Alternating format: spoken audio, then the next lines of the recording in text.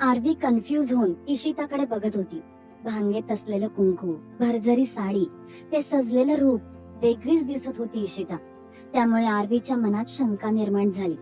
अगं बोल ना इशू, आणि हे काय साडी, मेकअप अँड ऑल, हे काय सगळं? मॅडम, मी नसताना सिक्रेट मॅरेज करून मोकळ्या झालात की काय? आरवी डोळे बारीक करून म्हणाली. अर्थात मस्करी करत होती, पण नशिबाने ती खरंच बोलत होती. स्टुपिड, काहीही बोलतेस, असं काही नाहीये. इतक्यात मला माझं फ्रीडम गमवायचं नाहीये.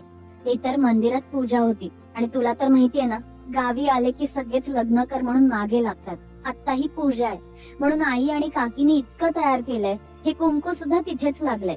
इरिटेट करून सोडतात ग. इशिता बोलता बोलता भांगेत असलेलं कुंकू पुसत होती. इशू, मला तर वाटतं आता तू लग्नाचं मनावर घ्यावंस, आरवी तिला चिडवत म्हणाली. तशी इशिता गडबडली. काय सांगणार होती? लग्न करणार नव्हती कालपर्यंत, आणि आज ती सौ इशिता आर्यन देशमुख होती. आपल्याच विचारात हरवली होती ती. ए हॅलो, अगं कुठे हरवलीस? इतकं टेन्शन घेऊ नकोस, मी मस्करी करत होती. बाय द वे, आर्यन कुठे गायब झालाय माहित नाही. तुझ्याशी झाला का त्याचा काही कॉन्टॅक्ट? घरी सगळेच काळजीत आहेत. आजी तर आजारी पडल्यात ग. आरवीचं बोलणं ऐकून इशिता घाबरली. आर्यन साधा सुद्धा कोणी नव्हता. इतक्या मोठ्या एम्पायरला सांभाळत होता. त्याच्या तिथे नसण्याने किती गोंधळ झाला असेल याचा विचार करूनच टेन्शन आलं. आरवी बोलत होती, पण त्याकडे तिचं लक्ष नव्हतं. काहीही करून तिच्या वडिलांशी बोलावं लागणार होतं. आरवी, मला एक काम आहे, जावं लागेल. मी करते नंतर तुला. हा, नंतर करते कॉल. चल चल बाय. आणि हो, सरांबद्दल काही कळलं तर नक्की अपडेट देते. ओके? इशिताने घाईत इतकं म्हणून कॉल ठेवून दिला आणि डोळे मिटून घेतले. इच्छा नसताना तिच्या बेस्ट फ्रेंड बरोबर तिला खोटं बोलावं लागत होतं, पण अजून दुसरं काय करू शकत होती? मनातले विचार झटकून इशिता सरळ आपल्या वडिलांकडे गेली. बाबा. तिचे वडील कोणाशी तरी बोलण्यात बिझी होते. तिने बाबा हाक मारताच त्यांनी वर नजर करून पाहिलं. तिला काहीतरी बोलायचं आहे हे लक्षात आलं. या तुम्ही आता, यावर पुन्हा चर्चा करूच. निकाल आपल्या बाजूने लागणार आहे, निश्चिंत राहा. त्यांनी बोलून समोरच्या माणसांना जायला सांगितलं. तशी ते लोक नमस्कार करत निघून गेले. त्यानंतर इशिता समोर येऊन उभी राहिली. बाबा, जावं लागेल आम्हाला. असं इथे अजून नाही राहू शकत. सरांना, म्हणजे यांना बरीच कामं आहेत. घरी सगळेच वाट पाहत असतील. इशिता होईल त्या पद्धतीने त्यांना कन्व्हिन्स करणार होती, पण तिचं बोलणं ऐकून ते जागेवरूनच उठले. लेक परक्याचं धन काय म्हणतात हे आज कळतंय. इच्छा असून सुद्धा थांबवता येणार नाही. लग्न झालंय, नवीन संसार आहे. खुशाल जा, हरकतच नाही. फक्त तो संसार प्रेमाने फुलवा. तुझं प्रेम मिळवून दिलंय अशी जगातली कोणतीच गोष्ट नाहीये जी हा प्रतापराव शिंदे त्याच्या लेकीला देऊ शकत नाही. जेव्हा कधी आठवण येईल, बिनधास्त या दोघं. आईला सांगतो तुझ्या तयारी करतील. कायम सुखी राहा. तिच्या डोक्यावर हात ठेवला आणि घट्ट मिठीत घेतलं. बहुतेक आपला काळजाचा तुकडा सासरी जाणार म्हणून एका बापाचं हृदय भरून आलं होतं. कंठ जड झाला होता. लगेच बाजूला होत ते आत निघून सुद्धा गेले. बहुतेक त्यांची हळवी बाजू तिला दाखवायची नसेल. इशिता मात्र त्या पाठमोऱ्या आकृतीकडे पाहत राहिली. पहाडासारख्या व्यक्तीला सुद्धा पाझर फुटताना ती आज बघत होती. नकळत डोळे भरून आलेच. थोड्याच वेळात इशिताच्या पाठवणीची तयारी होत होती. दिवस मावळतीला आलेला. एका दिवसात किती काय बदललं होतं. इशू, काळजी घे आणि आता जबाबदारीने वाग. कोणाला उलटून बोलू नकोस. तुझं सासर येते. पाहुण्यांना जीव लाव. रीतीभाती नीट लक्ष देऊन कर. इशिता निघाली म्हणून आईच्या सूचना चालू होत्या. डोळ्यातलं पाणी वाहत होतं. नेहमीच तर मुंबईला जाताना ती रडत असायची, पण आजचं रडणं वेगळं होतं. आणि आता काही उद्योग करू नको. घरच्यांचं नाव काढ म्हणजे सासरे मिळवलं. काकीने तेवढा टोमणा मारलाच, ज्यावर काकांनी डोळ्यांनीच दम भरला. आणि मग उगाचच उसनं अवसान आणत रडत काकीने इशिताला निरोप दिला होता. इशिता आणि आर्यन मुंबईसाठी निघाले. प्रतापरावांनी ड्रायव्हर पाठवतो असं सांगितलं होतं, तरीही आर्यनने नकार दिला. दोघात तिसरा नकोच असं सांगून ड्रायव्हर सीटवर तो बसला होता. सगळे चिडवत होते इशिताला, पण तिलाच माहितीये हा रावण कुमार तिच्यावर फायरिंग करायला एकांत मागत होता. मनाची तयारी करूनच ती गाडीत बसली होती. अहो, भीती वाटते. माझ्या इशिताला सुख लाभेल ना? गाडी दिसेनाशी झाल्यावर इशिताची आई गहिवरून म्हणाली. झालं की आता सगळं. तिचा संसार, तिची माणसं वाट पाहत असतील. आम्ही चौकशी केलीये. घराणं तोला मोलाच आहे म्हणून तर लेख दिली. आणि आमची माणसं असतीलच की मागावर. तिच्या केसाला सुद्धा धक्का लागू देणार नाही. आणि आता डोळे पुसा, चला घरात. प्रतापराव म्हणाले तशा ओल्या डोळ्यांनीच त्या घरात गेल्या. संग्राम, मागून माणसं धाड. जावई आणि इशिता सुखरूप पोहोचतील याची काळजी घ्या. आणि काही दगाफटका झालाच तर काय करायचं हे आम्ही सांगायला नको. प्रतापराव संग्रामकडे पाहत हुकूम सोडतच आत गेले.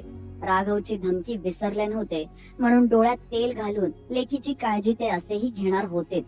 संग्रामने आपली विश्वासू माणसं इशिता आणि आर्यनच्या मागे पाठवली. इशिता आणि आर्यन दोघे शांतच होते गाडीमध्ये. गाडी गावाच्या बाहेर निघून हायवेला लागली तरी एक चुकार शब्द काढला नव्हता दोघांनी. हा हा रावण कुमार शांत कसा काय? की ही वादळापूर्वीची शांतता आहे? इशू 10 गुंड परवडले पण हे नाही. मला रस्त्यात मारून टाकण्याचा प्लॅन तर नसेल ना? देवा, इतक्यात नाही रे मरायचं मला. इशिता नख कुरडत खिडकीतून बाहेर बघत आपल्याच विचारांमध्ये हरवली होती. डॅम इट, कुठे अडकलो? खरंच आता मला हिच्या बरोबर संसार करावा लागणार आहे का? नाही, नेव्हर. हिच्यासारखी एरोगंट सेल्फिश मुलगी माझी कोणीच नाही लागत. आताच सांगतो, जे काही ड्रीम्स आहेत तिचे ते मी कधीच पूर्ण होऊ देणार नाही. आर्यन ही मनातच तिच्याबद्दल विचार करत होता. लिसन, ऐक. इतक्या वेळची शांतता दोघांनी एकाच वेळी बोलून संपवली. आर्यनने गाडीला करकचून ब्रेक मारला. सूर्य अस्ताला चालला होता. काही वेळात अंधार पसरणार होता. अहो, मला मारू नका, मला इतक्यात मरायचं नाहीये, ती घाबरून म्हणाली. जणू खरंच आत्ताच काल्पनिक विचारात हरवलेली ती तो असं काही करेल या भीतीने बोलून गेली. अरे यू मॅड? गुंड वाटतो का मी तुझ्या वडिलांसारखा? हे बघ, मला ना लग्न मान्य आहे ना तुला बायको म्हणून मी ऍक्सेप्ट करतो. त्यामुळे पुढे काय करणार आहेस? त्याने तिच्या नजरेला नजर देत विचारलं. त्याला तिची कोणतीच जबाबदारी घ्यायची नव्हती.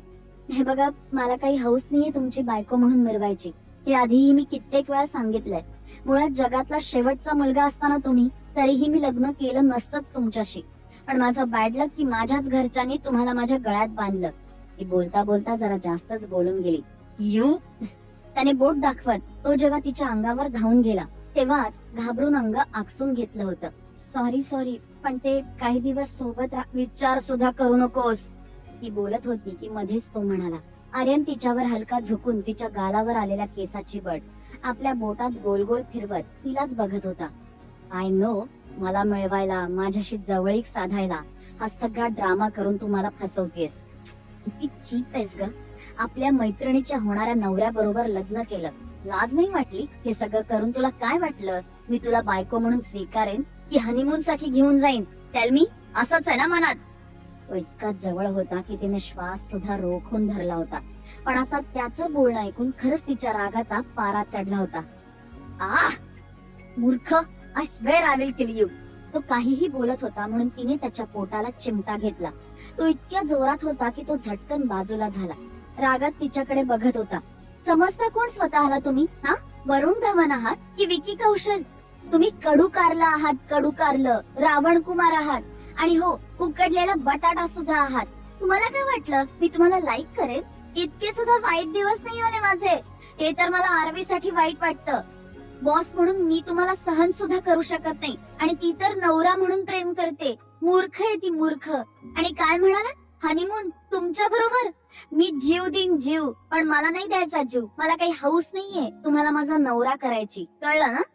इशिता मोठमोठे श्वास घेत रागात त्यालाच बोट दाखवून बडबडत होती. आर्यन तर डोळे फाडून बघत राहिला. त्याच्या तोंडावर कारलं, बटाटा, रावण असं काही काही बडबडली होती. तो चांगलाच भडकलेला. त्याच्या चेहऱ्यावरचे भाव बघून तिला जाणीव झाली की जरा जास्तच बोलून गेली ती. इतक्या वेळचं आलेलं अवसान गळून पडलं. त्याचे हात स्टिअरिंग वर घट्ट आवळले गेले. रागाने नसा फुगल्या होत्या. डोळे जणू आग ओकत होते. सॉरी, तिच्यातली शेरणी आता मांजर झाली होती. Who I am? Tell me, काय म्हणाली होतीस तू? कालपासून तुझ्या बरोबर अडकलोय मी म्हणून मी कोण आहे हे विसरलीस का?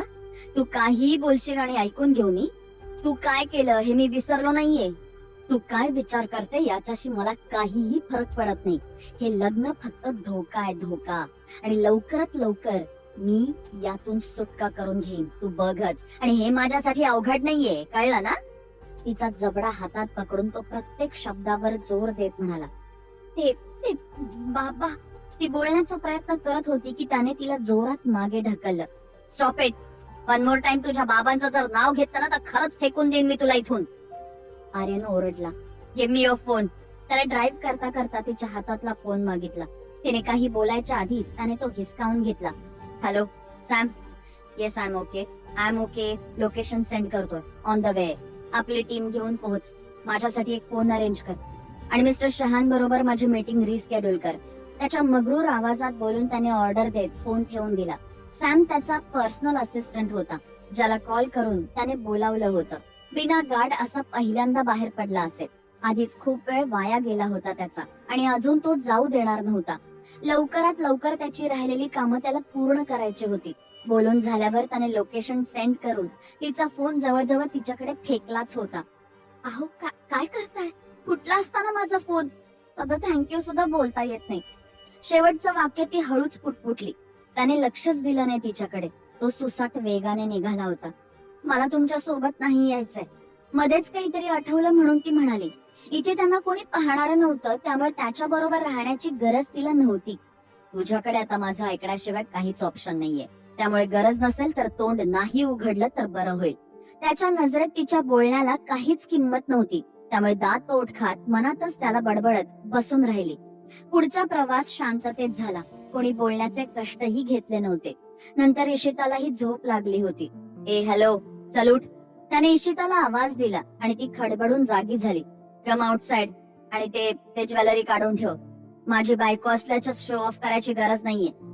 कार थांबली होती आणि तो तिला उतरायला सांगत होता. त्याच्यासाठी तिच्या गळ्यातलं मंगळसूत्र फक्त एक दागिना होता म्हणून की काय त्याने तो तिला काढून टाकायला सांगितला. पण मनात नसतानाही तिची इच्छा झाली नाही. साडीच्या आत्तीने ते नीट लपवून ठेवलं आणि मोठा श्वास घेत खाली उतरली.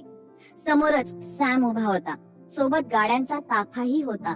दोन्ही हात खिशात घालून चेहऱ्यावर तेच शांत गंभीर भाव ठेवून आर्यन बोलताना दिसला. त्याची पर्सनॅलिटी, ऑरा असा होता की सामान्य माणूस त्याच्याशी नजर सुद्धा मिळवू शकत नव्हता. आणि आता असा रिच, पॉवरफुल माणूस तिचा नवरा होता याची जाणीव होऊन पोटात गोळाच आला. गाडीत बस लवकर. तिच्या जवळ येण्याची चाहूल लागताच तो बोलला. मला नाही यायचं तुमच्या बरोबर. पुन्हा बळेबळेच हिम्मत करून ती म्हणाली आणि त्याने एक जळजळीत कटाक्ष तिच्यावर टाकला. Don't argue. सांगितलं तेवढं ऐकायचं. जरा जास्तच बोलला पण लोकांना ऐकायला नाही गेलं. त्यांच्या बोलण्यावर तिथल्या कोणाची नजर वर करून पाहण्याची हिम्मत सुद्धा झाली नाही. त्या आवाजाने घाबरून पटकन ती समोरच्या रोल्स रॉयल्स फॅन्टम मध्ये जाऊन बसली. गाडी पाहताच डोळे कितीतरी मोठे झाले होते. पण नीट गाडी बघायच्या आधीच दुसऱ्या बाजूचा दरवाजा उघडून तो आत बसला. मग मात्र बरच अंतर ठेवून ती निमूटपणे बसली. पुढच्या प्रवासात त्याने एकदाही तिच्याकडे बघितलं नाही. आपला लॅपटॉप मांडीवर घेऊनच कामात गुंग झाला होता. मध्ये मध्ये एखादा शब्द सॅम बरोबर बोलला असेल, नाहीतर तो आहे की नाही हा सुद्धा प्रश्न पडला असेल तिला. पुढे मागे त्याच्या सिक्युरिटी गाड्यांचा ताफा होताच. तिच्या बाबांच्या गाडीचं त्याने काय केलं हे विचारण्याची हिंमत नाही झाली तिची. तिने मात्र नंतर अजिबात त्याच्याशी बोलण्याचे कष्ट घेतले नाहीत. 2 तासांनी जेव्हा गाड्यांचा ताफा एका भव्य विलामध्ये एंटर झाला तेव्हाच तिने गोंधळून त्याच्याकडे पाहिलं. पण तो आताही कामात व्यस्त होता. गाडी थांबली तसं कळलं तिला की हा भव्य विला त्याचाच होता. ती काही विचारणार त्याआधीच मेन डोअर मधून त्याची फॅमिली बाहेर येताना तिने पाहिलं. ती काही बोलणार त्याआधीच त्याची नजर बाहेर गेली. मॉम. तो घाईतच गाडीतून उतरून निघून गेला. समोर सगळेच काळजीने त्याला मिठी मारून बडबडत होते. बोलणं कानावर पडत नव्हतं, पण तो नव्हता तर सगळे किती काळजीत होते हे समोर बघून कळत होतं. तो सुखरूप आहे हे पाहून सगळ्यांचा जीव आत्ता कुठे भांड्यात पडला होता. गाडी थांबली तसं कळलं तिला की हा भव्य विला त्याचाच होता. ती काही विचारणार त्याआधीच मेन डोअर मधून त्याची फॅमिली बाहेर येताना तिने पाहिलं. ती काही बोलणार त्याआधीच त्याची नजर बाहेर गेली. मॉम. तो घाईतच गाडीतून उतरून निघून गेला. समोर सगळेच काळजीने त्याला मिठी मारून बडबडत होते. बोलणं कानावर पडत नव्हतं, पण तो नव्हता तर सगळे किती काळजीत होते हे समोर बघून कळत होतं. तो सुखरूप आहे हे पाहून सगळ्यांचा जीव आत्ता कुठे भांड्यात पडला होता. ती आत्ताही गाडीतच होती. त्याने सांगितल्याशिवाय बाहेर जाणार नव्हतीच. होयची, तुझ्या बरोबर मुलगी कोण आहे? त्याच्या वडिलांची तीक्ष्ण नजर इशितावर गेलीच आणि कपाळावर आट्या पडल्या होत्या. आर्यन इशिताची ओळख मिसेस आर्यन देशमुख म्हणून करून देईल की अजून कोणतं खोटं बोलेल त्यांचं लग्न लपवण्यासाठी? काय होईल पुढे हे जाणून